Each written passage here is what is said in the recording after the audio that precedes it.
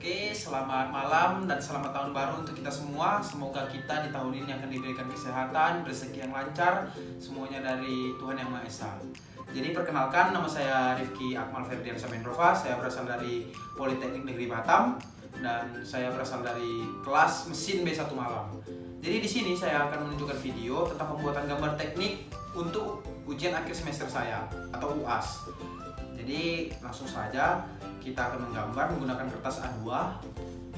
Main-main ke rumah Fajar. Di rumah Fajar ada sungai. Kalau memang mau belajar, nonton videonya sampai selesai.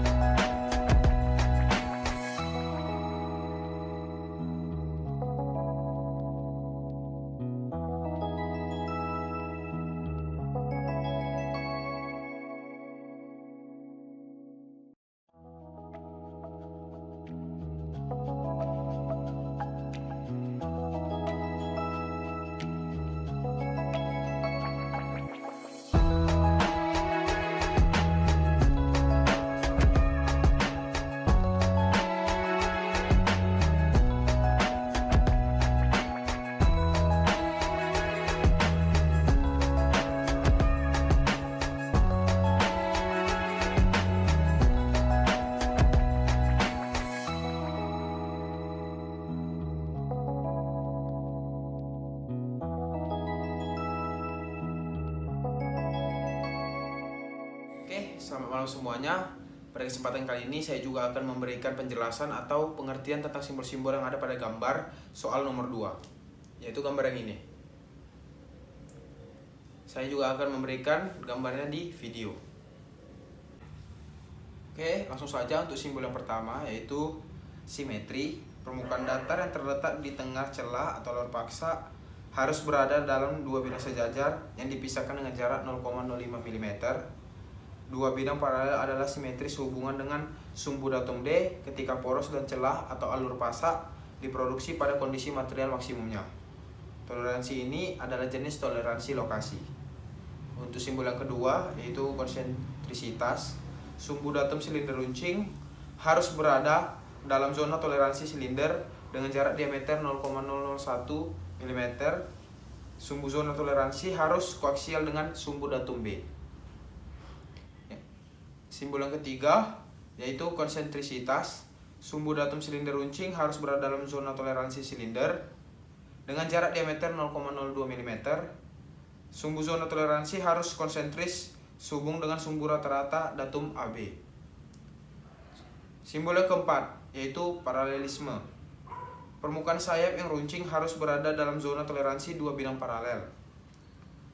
Kedua bidang sejajar ini terpisah sejauh 0,1 satuan jarak. Juga bidang paralel harus sejajar dengan permukaan datum C. Simbol yang kelima, yaitu tegak lurus dan datar. Permukaan runcing harus berada dalam zona toleransi dua bidang sejajar yang terpisah satu sama lain dengan jarak 0,02 mm. Bidang paralel harus tegak lurus terhadap sumbu datum AB. Selain itu, permukaan runcing juga harus berada dalam zona toleransi lain dari dua bidang paralel yang terpisah satu sama lain untuk jarak 0,01 mm. Oke, selanjutnya simbol yang keenam adalah lokasi. Pusat setiap lubang harus berada dalam zona toleransi silinder dengan diameter 0,5. Diameter zona toleransi silinder ini dapat meningkat jika ada variasi pada lubang dan diameter fitur silinder datum B. Simbol yang ketujuh, round out, melingkar. Ketika fitur ini diputar untuk rotasi 360 derajat penuh dan diperiksa oleh dial gauge sehubungan dengan sumbu datum B, gerakan maksimum pada penunjuk indikator dari dial di setiap titik pada permukaan runcing harus kurang dari 0,01 satuan jarak. Selanjutnya simbol ke-8, tegak lurus dan datar. Permukaan runcing harus berada dalam zona toleransi. Zona toleransi ini didefinisikan sebagai dua bidang sejajar yang terpisah satu sama lain sejauh 0,02 satuan jarak dan tegak lurus terhadap sumbu datum AB.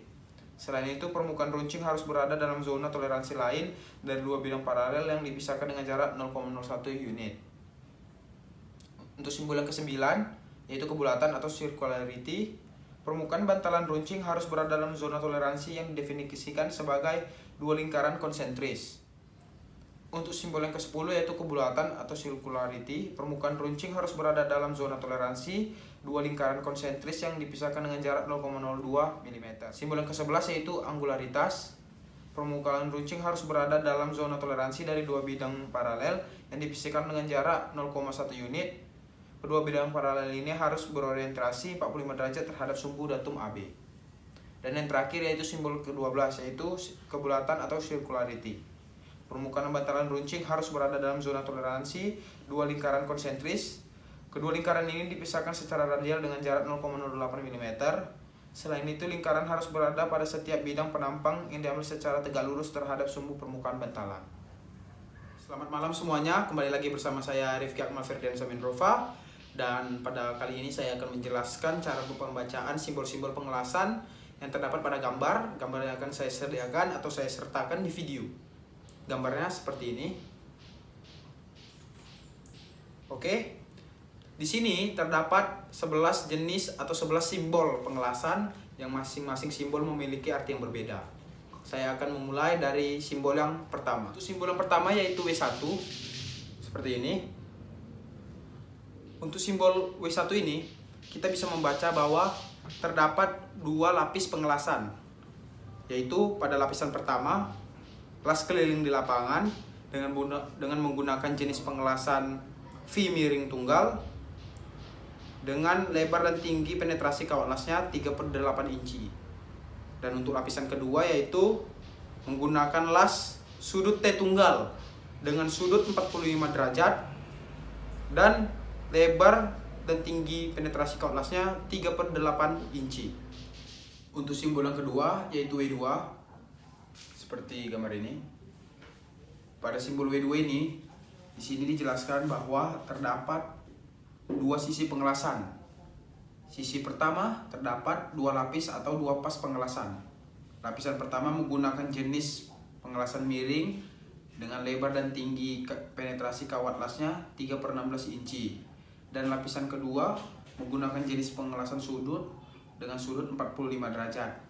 Dan tinggi dan lebar penetrasi kawat lasnya sebesar 3/8 inci.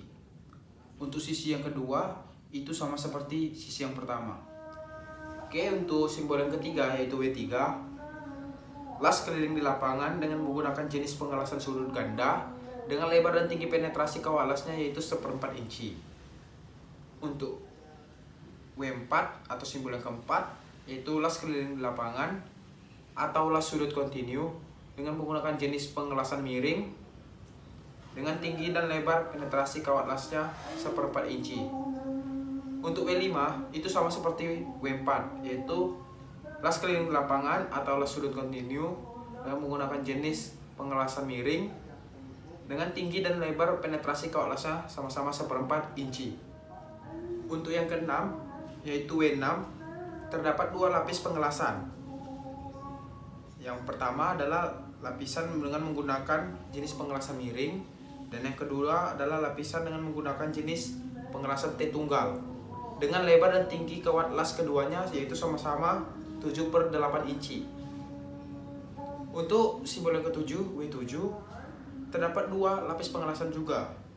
Lapisan pertamanya menggunakan jenis pengelasan miring dan lapisan kedua menggunakan jenis pengelasan T tunggal dengan lebar dan tinggi penetrasi kawat las keduanya yaitu sama-sama 3/8 inci. Untuk W8 yaitu las keliling di lapangan dengan menggunakan jenis pengelasan T tunggal dengan jalur pengisian atau pengelasan pada bagian depan dan belakang. Untuk simbol yang ke-9 yaitu W9, las keliling di lapangan dengan menggunakan jenis pengelasan sudut T tunggal dengan lebar dan tinggi penetrasi kawat lasnya 1/4 inci. Untuk yang ke-10 atau simbol yang ke-10 yaitu W10 menggunakan jenis pengelasan sudut ganda dengan lebar dan tinggi penetrasi kawat lasnya yaitu 1/4 inci.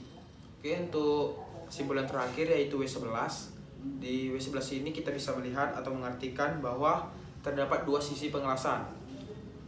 Pada sisi yang pertama yaitu pengelasan dengan menggunakan jenis pengelasan sudut T tunggal dengan lebar dan tinggi penetrasi kawat lasnya 1/4 inci. Dan untuk sisi yang kedua terdapat dua lapis pengelasan. Untuk lapisan yang pertama menggunakan jenis pengelasan V miring tunggal dengan menggunakan tinggi dan lebar penetrasi kawat lasnya 0,5 inci. Dan untuk lapisan yang keduanya menggunakan jenis pengelasan sudut T tunggal dengan sudut 45 derajat dengan tinggi dan lebar penetrasi kawat lasnya 3/8 inci. Oke, sekian penjelasan saya mengenai UAS GAMTEK kali ini. Saya minta maaf jika saya ada kesalahan kata dan kesalahan penjelasan karena saya masih dalam proses pembelajaran dan saya juga masih membutuhkan bimbingannya. Jadi sebelum saya mengakhiri, izinkan saya untuk memberikan sebuah pantun. Tukang benang membawa peti, Ibu Susi membeli kebaya. Saya pamit untuk undur diri. Terima kasih atas perhatiannya.